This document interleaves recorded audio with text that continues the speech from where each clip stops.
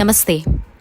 దేవభూమి ఉత్తరాఖండ్లో కొలువైన చార్ధామ్ యాత్ర అనేది అన్ని యాత్రల్లోకెల్లా అతిపెద్ద యాత్ర. అటువైపుగా నా ప్రయాణం మొదలుపెట్టాను. ఈ యాత్ర పూర్తి చేయడానికి సరైన ప్లానింగ్ చాలా అవసరమండి.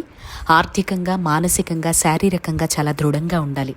ముఖ్యంగా మన తెలుగువారు ఈ యాత్ర చేయాలంటే చాలా రకాలుగా ఆలోచించి ముందడుగు వేయాలి.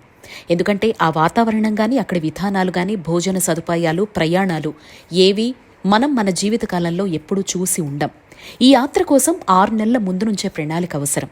ఎందుకంటే ఈ చార్ధామ్ 6 నెలలు మాత్రమే తెరిచి ఉంటుంది. 6 నెలలు దేవుళ్లతో, 6 నెలలు మానవులతో పూజలందుకునే పుణ్యక్షేత్రాలివి.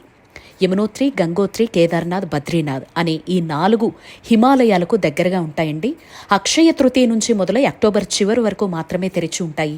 ఈ తెరవబడ్డ 6 నెలల్లో కూడా జూలై మధ్య నుంచి సెప్టెంబర్ మొదటి వరకు కూడా భారీ వర్షాల వల్ల అక్కడ కొండ చర్యలు విరిగిపడటం, వాహనాల రాకపోకలు స్తంభించడం వల్ల ఈ మధ్యలో ఎవరూ ప్రయాణం పెట్టుకోరు.